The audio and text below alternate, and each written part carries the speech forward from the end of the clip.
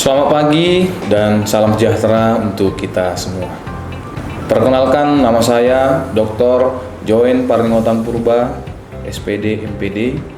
Saya merupakan salah seorang dosen di Universitas Quality pada program studi pendidikan guru sekolah dasar, Fakultas Keguruan dan Ilmu Pendidikan. Dalam kesempatan ini, saya akan memaparkan mata kuliah yang saya ampu pada program studi pendidikan guru sekolah dasar, yaitu pendidikan jasmani. Mata kuliah ini merupakan mata kuliah wajib program studi yang terdiri dari 3 SKS dan berada pada semester 4. Salah satu kewajiban saya sebagai dosen yaitu menerapkan tridharma perguruan tinggi, diantaranya di bidang pengajaran, di mana pada bidang ini saya menetapkan sistem pembelajaran inklusi. Gaya belajar inklusi merupakan gaya belajar yang menyajikan materi pembelajaran secara rinci dengan tujuan agar mahasiswa kreatif dan mendapatkan kemudahan dalam mempelajari suatu keterampilan gerak. Materi yang saya sajikan ini mengacu pada capaian pembelajaran lulusan dari mata kuliah ini. Dari CPL menurunkan menjadi 3 CPMK, kemudian dari CPMK menurunkan 4 sub CPMK. Nah, dari 4 sub CPMK tersebut kemudian akan dibagi menjadi 16 pertemuan tatap muka pembelajaran, termasuk ujian tengah semester dan juga ujian akhir semester dan praktek lapangan. Untuk mendukung kegiatan pembelajaran di kelas, saya menggunakan berbagai referensi penunjang yang dapat berupa jurnal, artikel, video yang terkait materi yang saya bawakan. Dan salah satu aplikasi yang menunjang perkuliahan ini yaitu aplikasi Q-Learning. Indikator sistem penilaian mata kuliah ini saya gunakan yaitu kehadiran 5%, tugas 50%, UTS 15%, UAS 20%, moraletik 10%. Selanjutnya, mari kita saksikan bersama-sama video pembelajaran mata kuliah pendidikan jasmani secara tatap muka di kelas, yaitu tentang pembelajaran pendidikan jasmani di SD. Selamat menyaksikan. Baik, selamat pagi semua. Pagi. Baik, sebelum kita memulai perkuliahan kita pada pagi hari ini, saya minta pada kita untuk berdoa sesuai ajaran masing-masing. Berdoa dimulai.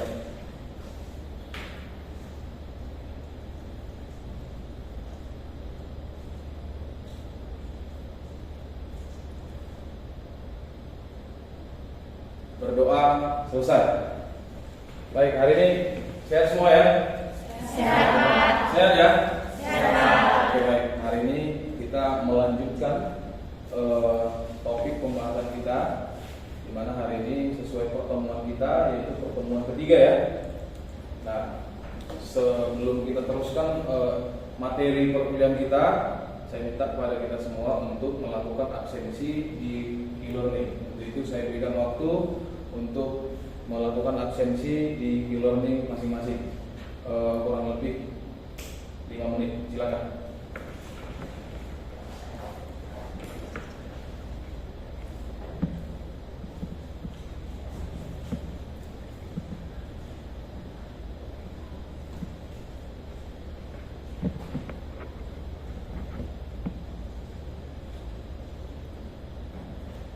Oke, baik, semua udah isi absen semuanya di e-learning ya?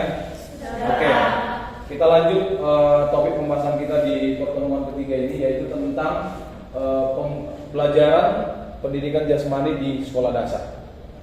Kita harus mengetahui dulu pendidikan jasmani itu apa, ya, dimana pendidikan jasmani itu sebagai bagian integral, ya, dari pendidikan akan membantu para siswa untuk dapat menjalani proses pertumbuhan dan perkembangan secara optimal, baik fisik, motorik, mental, dan sosial. Jadi kalau disimpulkan di sini bahwa pendidikan jasmani itu merupakan pendidikan yang menyeluruh ya, kalau di kalimat awalnya bagian integral, terintegrasi gitu. Ya, makanya di dalam penjelasannya tadi ada baik fisik, ya kan? Fisik berarti berkaitan dengan kegiatan untuk fisik kita, tubuh kita, anatomi tubuh kita, ya kan? Lalu apa? Motorik, gerak, ya. Lalu mental, bagaimana kita nanti pertumbuhan mental dan juga sosial, aktivitas sosial juga, gitu ya. Nah, kalau penjabarannya seperti ini, ya. Penjabarannya seperti ini, manusia seutuhnya atau sering kita sebut namanya holistik, ya, manusia yang holistik. Di mana manusia holistik itu adanya keseimbangan aspek jasmani dan adanya keseimbangan aspek rohani. Jadi keseimbangan aspek jasmani dan rohani itu yang dinamakan manusia seutuhnya atau manusia holistik, gitu ya. Nah, apa itu manusia seutuhnya dari segi aspek jasmani? Tentu kalau kita ketahui juga namanya aspek jasmani. Bagaimana kita tadi motorik fisik itu berkaitan tujuannya apa? Bugar, ya, bugar, segar dan terampil. Nah itu bagaimana dari segi aspek jasmani, gitu ya. Nah, berarti ini kebanyakan adalah didominasi yaitu dari segi aktivitas fisiknya.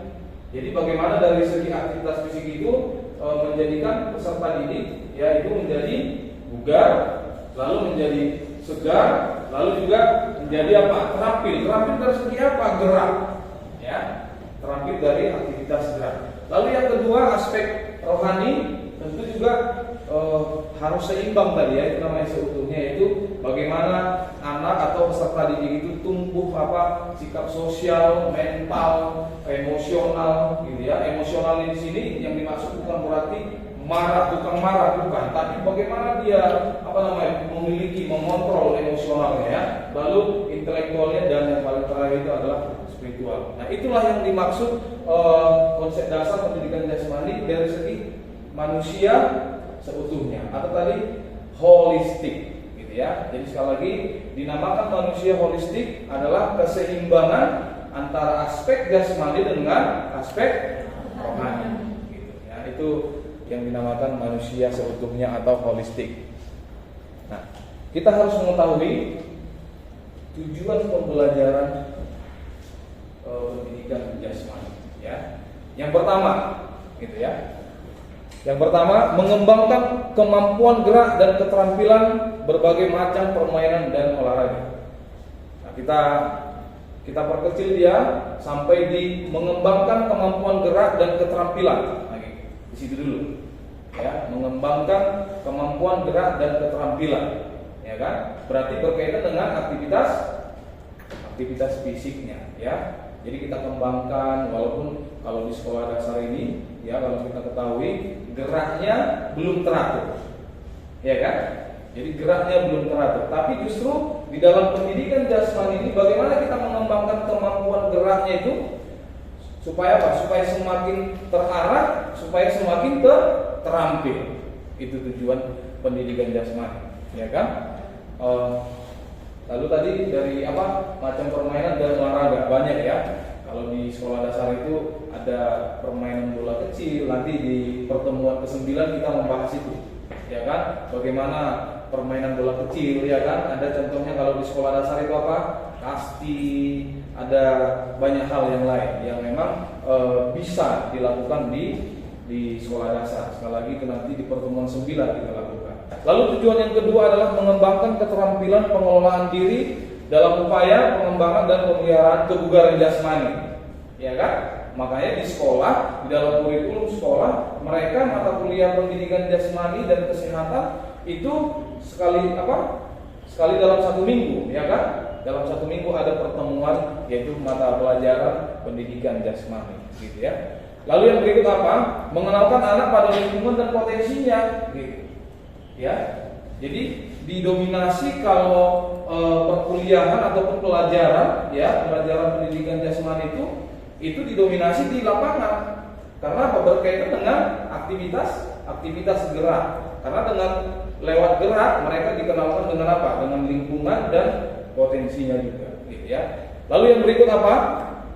Mengetahui dan memahami konsep aktivitas jasmani sebagai informasi untuk mencapai kesehatan, ya kan? Tentu kita harus mengetahui ya, apa sih poin-poin untuk kesehatan itu, ya kan? Termasuk juga apa? Di dalam pendidikan jasmani menjaga pola hidup sehat, ya kan? Kita sebagai apa? Calon-calon pendidik yang nanti menjadi pendidik di sekolah, itu kita harus bisa mengajarkan bahwa apa? Bahwa mencuci tangan ketika selesai beraktivitas, ya. Itu bagian dari apa?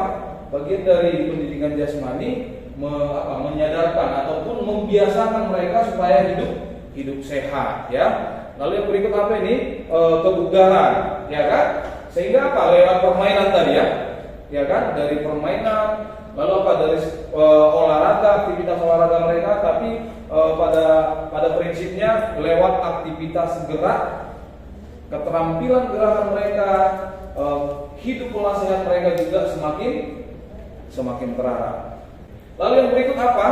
Agar materi pembelajaran pendidikan jasmani tersampaikan dengan baik pada siswa. Sekali lagi ya, agar materi pembelajaran pendidikan jasmani tersampaikan dengan baik kepada siswa. Nah, kalau kita balik lagi bahwa pembelajaran jasmani tadi apa? Untuk apa tadi? Mengarahkan mereka supaya semakin terampil dalam aktivitas gerak. Lalu apa? Supaya mereka mencintai pola hidup sehat. Ketika hal ini bisa kita edukasi, kita sampaikan nanti kepada siswa kita kelak, saya pikir kita menjadi guru-guru yang baik dan juga berdampak kepada siswa, gitu. Ya, jadi di awal tadi bukan mata kuliah ini mempenjaskan mahasiswa, bukan ya. Nah itu ya.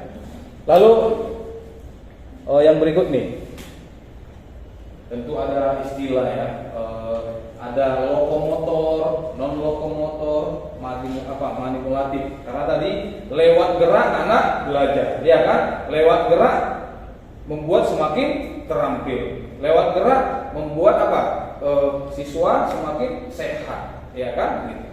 Jadi kalau di kelas ada yang malas bergerak, justru itu kurang baik, ya kan? Mungkin bisa saja kondisi kesehatannya kurang baik, mungkin bisa saja sedang ada masalah dengan dengan di rumah atau apa lain sebagainya ya. Tapi kehadiran kita sebagai pendidik harus bisa memberikan motivasi dan menghidupkan suasana supaya mereka juga ikut berperan aktif, gitu ya. Nah, ini yang pertama ada istilah lokomotor, yaitu gerak berpindah. Ya, ini dasar, ya kan? Dasar dalam pembelajaran pendidikan jasmani di sekolah dasar, ya kan? Gerak berpindah dari satu tempat ke tempat yang lain. Apa contohnya?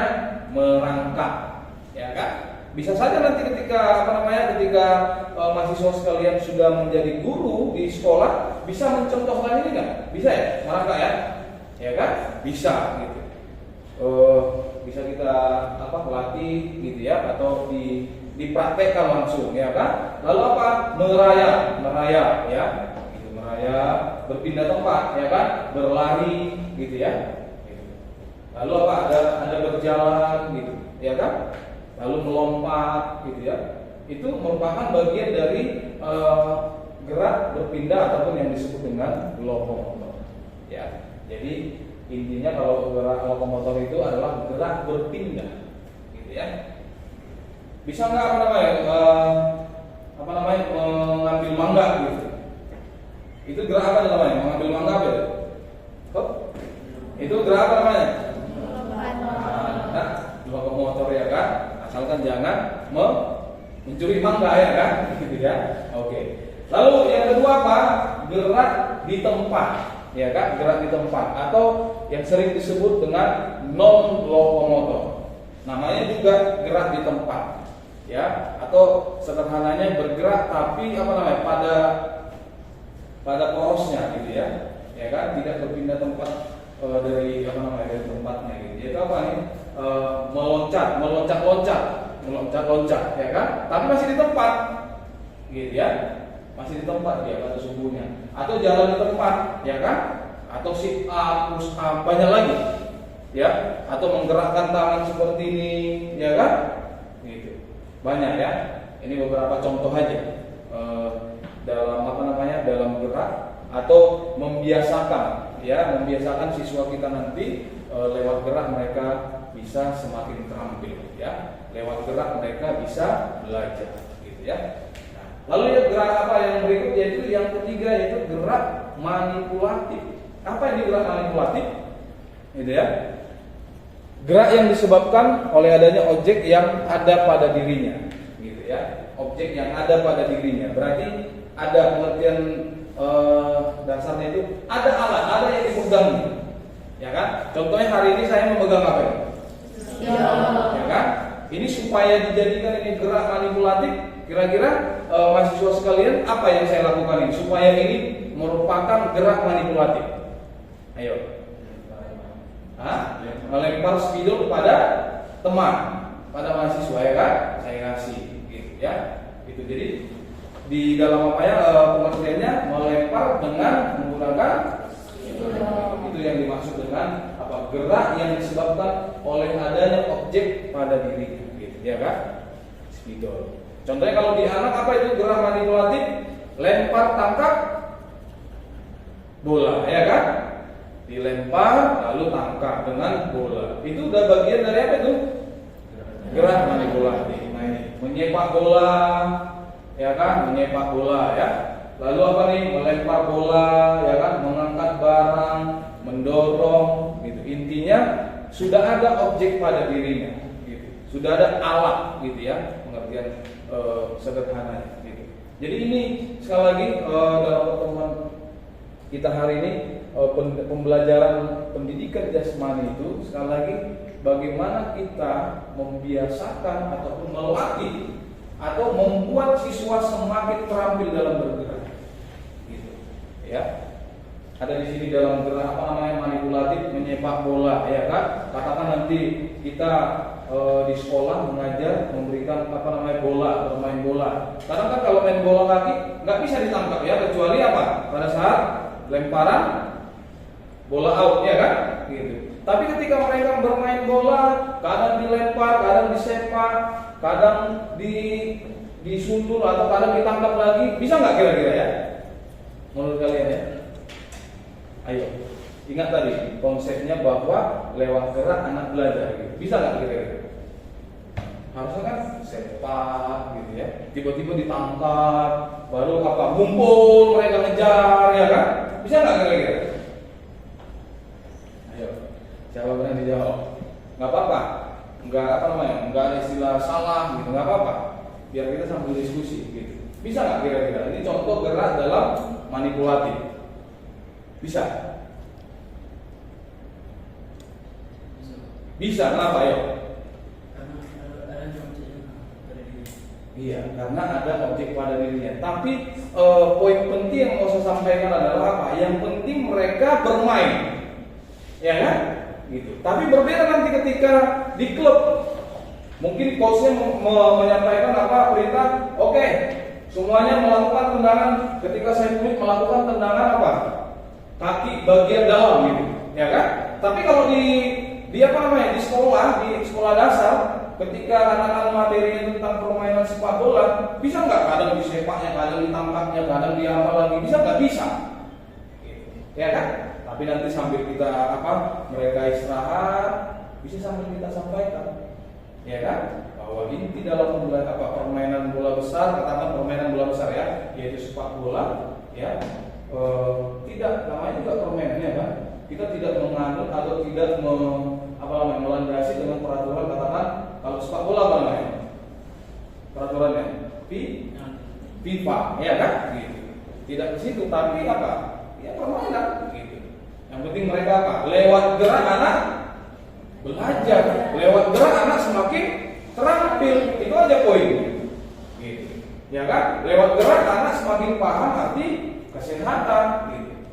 Jadi nanti ketika selesai mereka melakukan permainan sepak bola tadi, bisa kita ya anak-anak sekalian, ya boleh nanti ke tempat pencucian tangan, dicuci tangannya, karena mungkin tadi ada, apalagi katakan di sekolah-sekolah di pedesaan, kadang kerbau lewat, ya kan, ada kotorannya kena bola, sambil permainan sepak bola kita mengajarkan juga hidup sehat. Nah, gitu. Ya, jadi itu tadi contoh gerakan manipulatif. Jadi sekali saya ulang, lokomotor berpindah, ya, lari, lompat, berjalan, merayap, lalu lokomotor tidak berpindah, gitu, ya kan? Lalu tadi gerak manipulatif itu bagian dari adanya objek yang ada pada dirinya, gitu. Atau dengan sederhananya yaitu menggunakan alat tambahan di dalam diri. Nah, ini mungkin mahasiswa sekalian, program studi pendidikan guru sekolah dasar, pertemuan ketiga kita hari ini, ya, yaitu berkaitan dengan pembelajaran pendidikan jasmani di sekolah dasar. Oke. Ya, saya pikir ini penjelasan dari saya, ya, berkaitan dengan pertemuan kita yang ketiga hari ini. Ya, nanti di pertemuan berikutnya ada kita sudah ke lapangan, ya, pertemuan berikut, ya. Pertemuan 1, 2, dan 3 hari ini bagaimana mendudukkan pemikiran kita, ya, supaya paham, gitu. Saya juga nggak mau sebagai dosen pengajar di PGSD ini di pertemuan pertama langsung membuat ke lapangan, ya kan?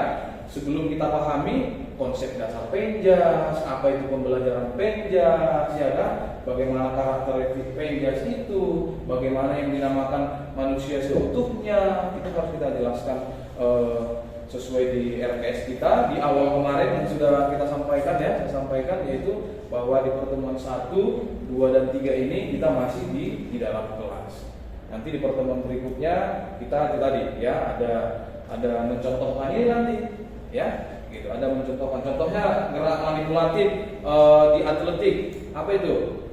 Lari estafet, ya kan? Itu udah gerak manipulatif dia, karena menggunakan apa? Ada alat bantunya, alat bantu yaitu apa? Tongkat. Nanti kita di pertemuan berikutnya, gitu. Lalu seperti yang saya bilang tadi, ada permainan bola kecil, ya kan? Apa permainan bola kecil? Kasti. Apalagi ya kalau untuk sekolah dasar yang memang mereka senang melakukan, gitu, apa? Lempar tangga bola tadi, gitu. Lalu ada apa? Pecah piring, ya kan? Nah, itu masuk juga ke dalam permainan bola kecil. Lalu nanti ada permainan bola besar, ada sepak bola tadi, ada bola voli, ya kan? Ada bola basket, gitu, ya. Saya pikir itu mungkin ada yang mau ditanyakan pada mahasiswa sekalian berkaitan dengan topik kita hari ini, yaitu pembelajaran pendidikan jasmani di sekolah dasar. Saya persilakan. Ya, silakan, Nadia.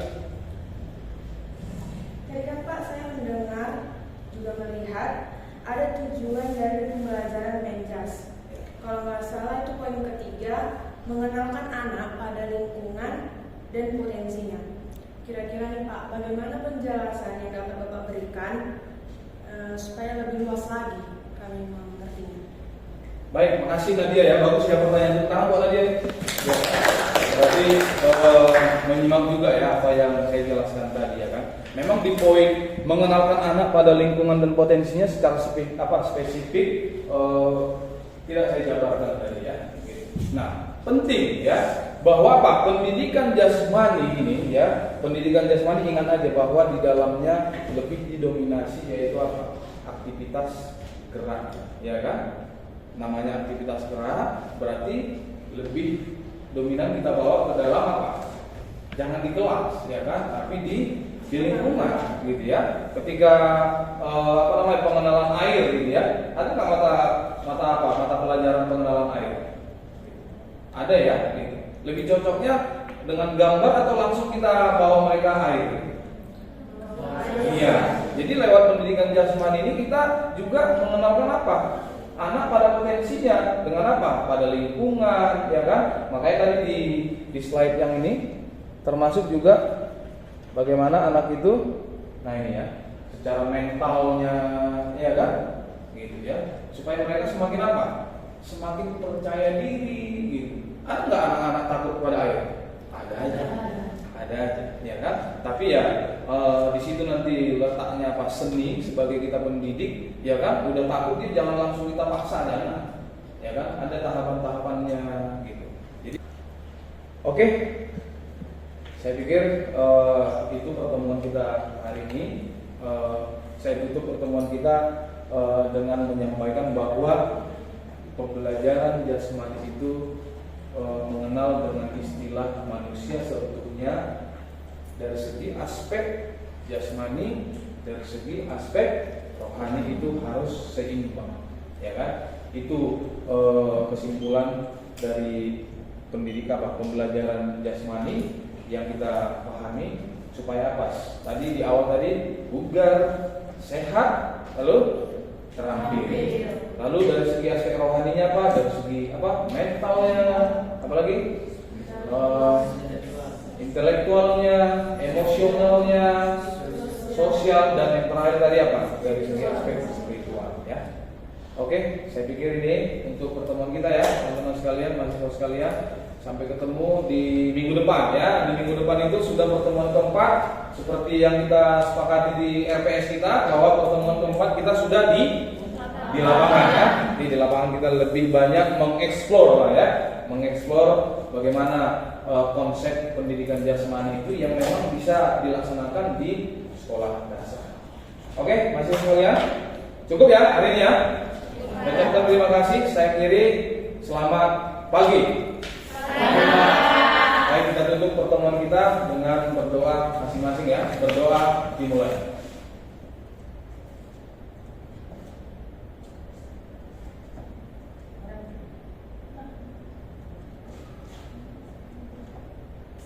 Berdoa selesai. Terima kasih. Selamat pagi ya semua ya. Terima kasih.